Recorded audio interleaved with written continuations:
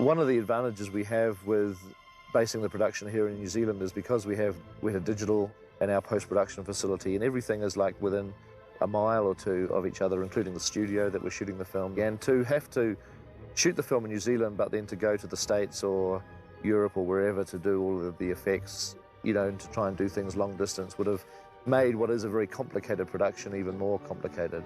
To bring Lord of the Rings to life on screen obviously depended very heavily on visual effects.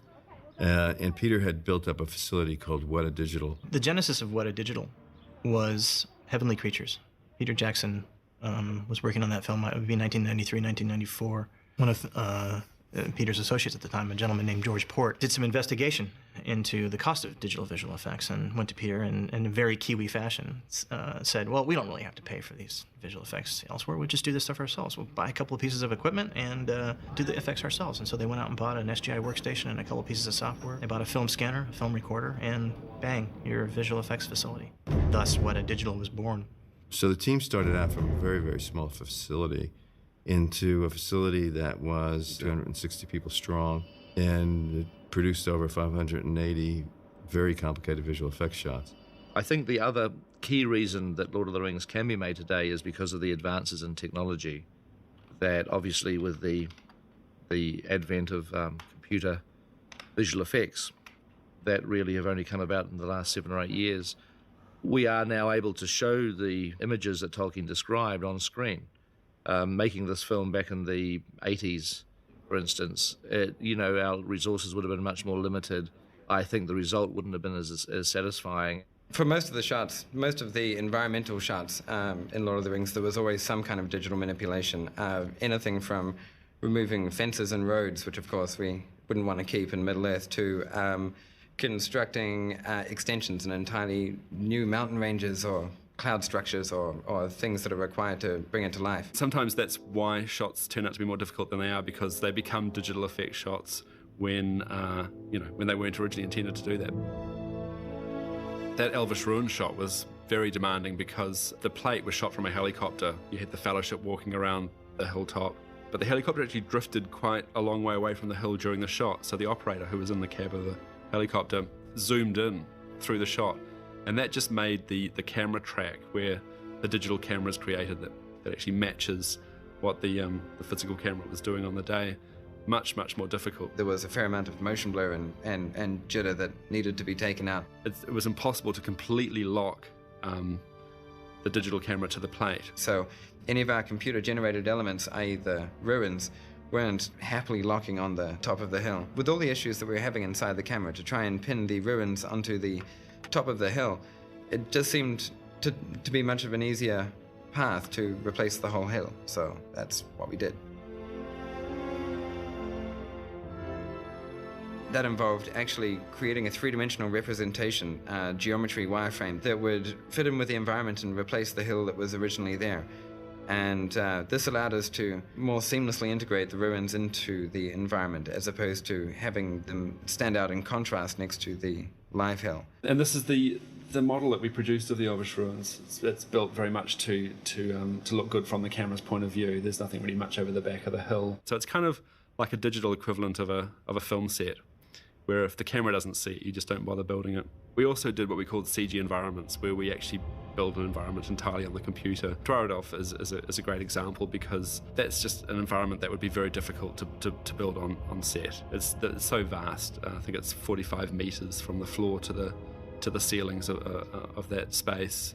I think they did consider doing Dwarrowdolf as a miniature, but they quickly realized that in some of those shots, when you're looking down the long corridors of pillars, you're seeing hundreds and hundreds of pillars in some of those shots, and it would have been prohibitive to build even a miniature environment that covered the scope of that shot. Actually, I'd spent a lot of time giving some thought to how the environment would be lit. Here's this area of Dwarrowdolf that stretches forever. These corridors are kilometres, miles and miles long, and it's lit by a torch that Aragorn's carrying and Gandalf's staff.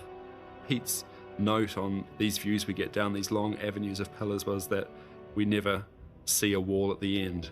He never wanted to feel like there were any boundaries to the space. So in terms of modelling, we built a pillar element and a ceiling element and a basic floor element. And then just doing what we do in the computer very easily, we replicated these to create the whole environment of Dwarador. The great realm and dwarf city of Dwarador.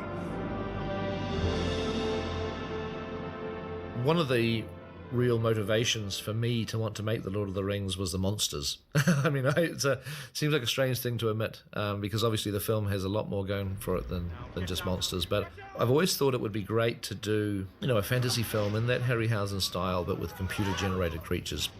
The Watcher ultimately is, he comes from the depths of the world beneath Moria, and he's sort of escaped out into this lake, and that's where he lives. I mean, the book is not really much more than a tentacle that sort of squirms out of the water and then gets chopped off. And I just wanted this creature to be, a little bit more monstery than that. So the obvious answer would be to do that digitally. The brief from Peter was that he didn't want it to look like the old rubber tentacle on a wire coming in and grabbing around an actor and pulling him in. He really wanted these dynamics, and he wanted this thing moving a lot quicker and splashing, and the actors are coming out and slashing tentacles off, and this thing's thrashing around the water. And the job was then to go back and stick the Watcher in there, knowing that they were going to be hacking at a tentacle at one point. So the first part is actually getting the Watcher itself moving correctly and making it again feel as though it's this living kind of squid-like, gelatinous kind of creature. So it's not just a solid creature. It's actually, as it's moving, it kind of has this real blubbery sort of skin texture to it. The next component of all this was doing water and splashing water and getting that stuff to come off the tentacles as you raised up. And that was really kind of the key. We had the tentacles moving correctly, but it just didn't have the dynamic. It just kind of seemed like these things were just flying in space. And the minute we started adding this water splash to it, it just turned it from a nothing shot into this real action-packed shot.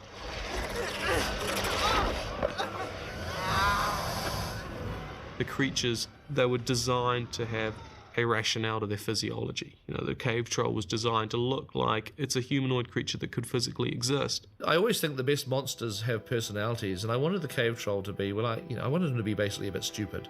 That he's not an evil creature. He's just a sort of like a big, clumsy kid who's fallen in with some bad friends. That the goblins have kind of, they've got him on a chain, and they probably treat him pretty badly. And I always imagined that the cave troll had a mother, and that she was probably waiting for him somewhere else in Moria. She probably had his bed turned down and a glass of warm milk by his bed, and he's never going to come home. It's kind of it's sad. The cave troll was the first creature that we actually took to completion. It was one of the first things turned over from Richard Taylor, one of the early creatures that was scanned by Matt Aiken, and was, if you like, the test creature for the pipeline from soup to nuts of the creation of a final, finished, workable, usable creature in the film. And so we learned a lot with him. How do you get the skin to move correctly over this cave troll? As he's putting his arm back, you want to see stretching and muscles and all that sort of thing. So we actually went with a kind of a skeleton muscular system where we literally, you could take the skin off the cave troll, and the next layer underneath would be the muscles. And if you pull the muscles, the next layer would be the skeleton. And so what happens is you do get that nice kind of flexing thing. So as he moves back, he gets a bulge here, and this stretches here correctly. And it's all because those muscles, the skin is basically sliding over the muscles just like your skin would do. We did an early animation test using a bouncing ball that was, I think, very encouraging for us, and assured New Line that we were on the right path to being able to create creatures that were going to habitate the film and look good. The troll scene at that point had been a couple of good bits of business and a lot of close-ups. You had the troll smashing Balin's tomb, and you had Merry and Pippin jumping on the back of the troll, and you had the troll getting shot through the mouth into the brain. But that was pretty much it. We came up with a wonderful concept. It was driven by John Shields at Weta. It was a way of planning the cave troll fight scene so that we could actually see a version of the monster long before it was ever put in there properly by the Weta CG artists. And so what we did is we created a computer version of the set. So we built a very crude version of the set that existed in a computer.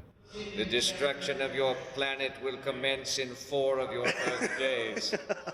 I put on the motion capture suit, acted out the troll with sound counts playing on the playback, so I could just hit, certain actions at certain times. So now we have a big troll inside Balin's tomb, all existing in virtual world. Then we went back and we rescaled the motion capture stage so that a human who before represented the troll now represents a human-sized guy. And so we did that for all the main characters, and we'd rescale it for a hobbit size and have a hobbit, in it.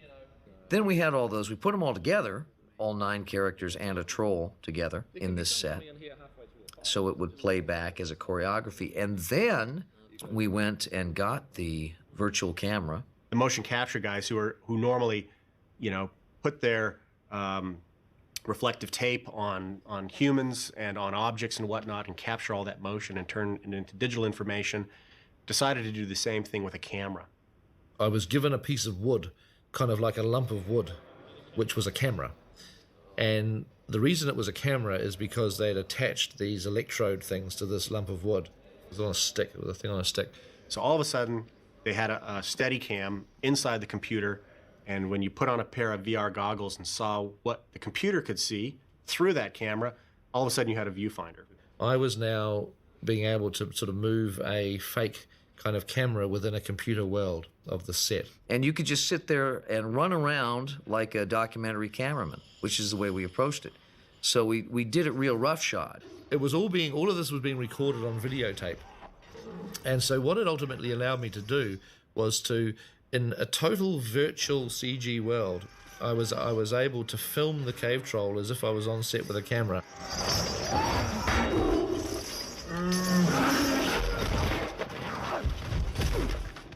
The Balrog was always a really difficult creature to visualize and ultimately a very difficult creature to execute in the movie. We had to design a solid Balrog, and we sort of took our lead from John Howe's designs, and we sculpted a maquette of a creature that looks like a creature with skin.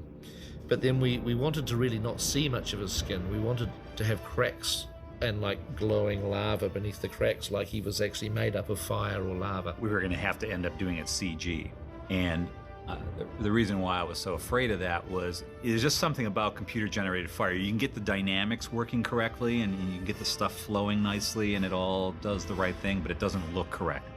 Instead of taking the path of digitally synthesizing fire, instead we opted for shooting live elements of fire, little explosions, gas, jets, propane, bits and pieces. And these elements then we drove around in the image using a particle system. We just spent a lot of time on it, and it's sprites. A sprite is a card, it's a billboard that's attached to the particle. So as your particle flies through space, this picture of evolving fire flies through space.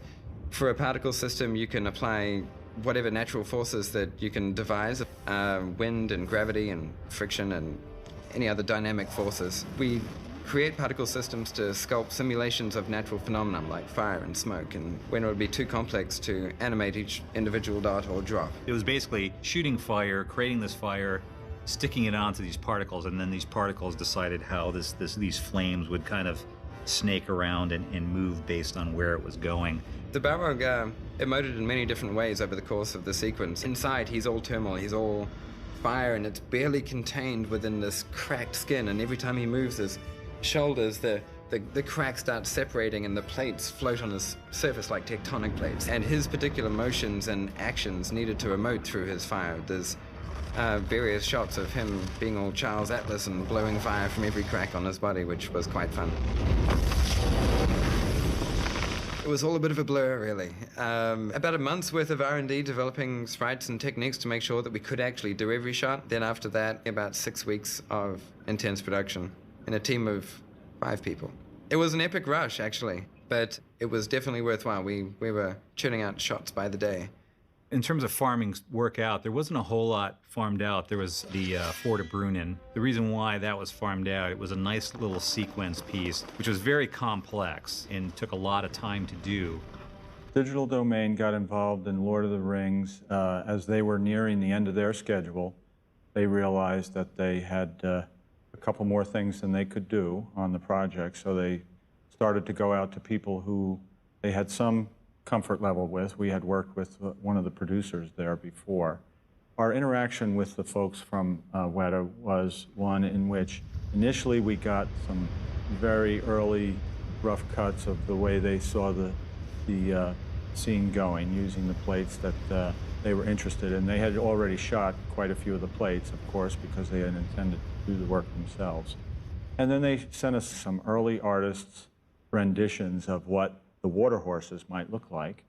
Once the wraiths cross into the riverbed, the rising, flooding river now turns into these very ephemeral, amorphous horses that are the water horses that end up basically trampling the ring wraiths. In addition to the interactive water of these horses running towards us, the entire sequence is made up of either manufactured or shot elements of water and then sewn into the scene, as you would say. The water horses were using the same models of the horses that we used for the ring race, but then we just brought those into Houdini and used some of our own 3D methodologies for simulating water and cloud-like and volumetric type scenarios.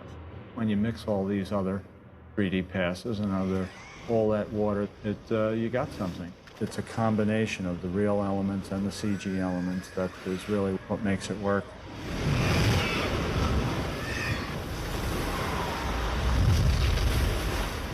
Peter wanted to make this Wraith world a kind of a slightly scary place where you don't necessarily want to be, because otherwise you just stick the ring on and walk around invisible the whole time. Peter's theory originally was he wanted it to be this kind of almost glary, white, really fast-moving, very frenetic, like windy kind of world when Frodo puts the ring on and he goes into this other universe, essentially. The idea was to make it look like a painful place to be in, and so these bits and pieces of him are just kind of almost tearing off as he walks through this thing. There's a really fast wind blowing on them, and as the wind blows, it tears them apart, and pieces fly off. And then as the wind disappears, the pieces maybe come back and you like reconstitute. The technique that Weta finally started employing was this thing called O-flow. Optical flow is a method of distorting imagery using other moving footage as a kind of a trigger for the distortion.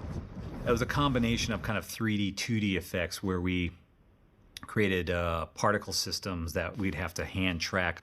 For instance, you can get a distortion on a person or on an object that looks like water ripples. And the way you use it, the way you do it is you actually shoot real water ripples in high contrast, and then those ripples then are used as a trigger for how you distort later. And you could use anything. You could use fire, which is what we ended up using for the Wraith World look. Actually shot fire. You're not using the imagery, you're using the pattern of the imagery to create a physical distortion. And it worked beautifully.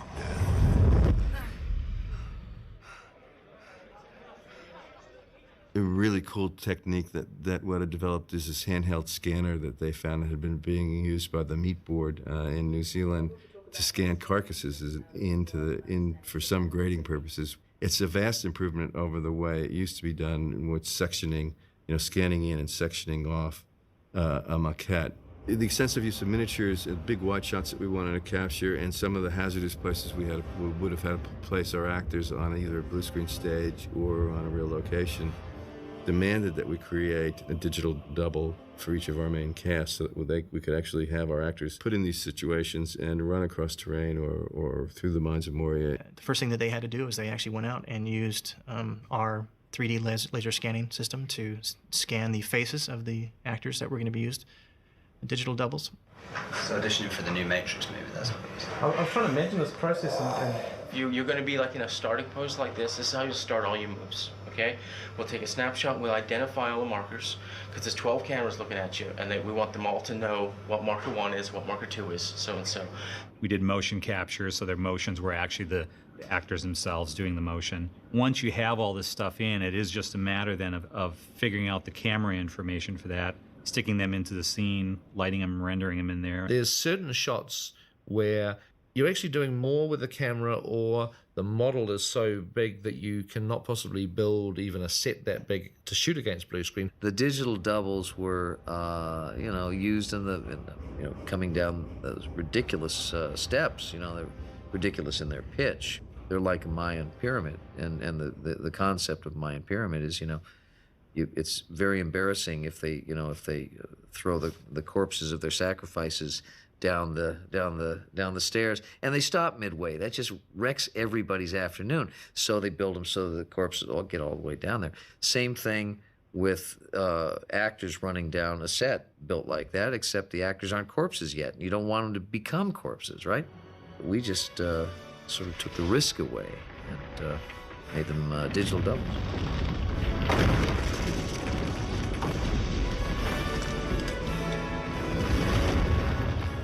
One of the last shots we did for the fellowship using computer people is the one where the camera soars up over the bridge of Khazad-dûm. That was a miniature that Alex Funke shot of the bridge. The motion capture on the bridge was quite elaborate.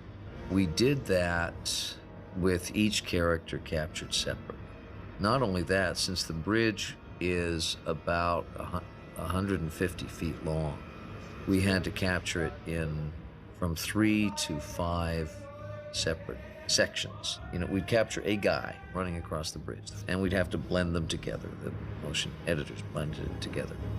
We're drawing more and more elaborate paths with every person that got on there. So by the time we had them all across, it was really, the job got tougher and tougher with each guy, because they're running along, and then one will slow down a little bit, and the other will have to slow down and change his weight and all that. It's really pretty elaborate. Every time I see the movie, I look closely at those guys, and I can't even tell that they're not real.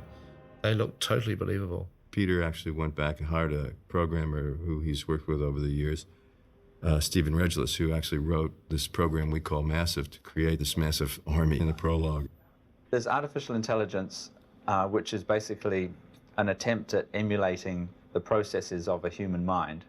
But there's also artificial life, which is really more of an inspiration for Massive, which is using natural processes to create lifelike results. In Massive, we try to achieve natural crowd-like behavior, not by controlling a whole crowd, but by creating one agent who will react naturally to his environment. We call them agents because it's a common term in artificial intelligence for a decision-making unit. Then when we put thousands of them together, they will give us an emergent crowd behavior that is also natural, without us having to say how the crowd has to behave.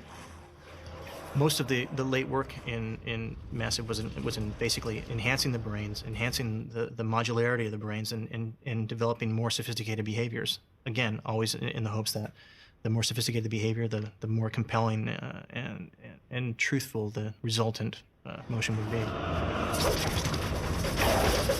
Film 1, I think you pretty much ask anybody in the facility, and it was just pain. It was just pure pain. Someone said, but hey, I can almost see the light at the end of the tunnel, and someone else saying, no, that's the train. That's how it felt. The pleasure kind of comes on that last day when you kind of look at it all and you see the film for the first time, and it's like, oh my God, this all works, it all comes together. The sense of commitment on the picture overall, where the picture ceases to be a really good effects reel and becomes an experience. I think that's the test of a lot of landmark films, and I think this is going to be one of them. You are seeing a lot of elements that have never been really put together at this level before. Or not. Maybe it'll stink. I don't know. instead of working on the latest effect, the latest technology to break the boundaries, it was nice to be using the tricks that we've learned in our trade, the things that we know how to do, and use them as artist tools. It was nice to just be delivering Middle-earth. It's been quite a joy just getting into the nuts and bolts of building something so cool. I mean, with material like this, you know, it's hard to go wrong.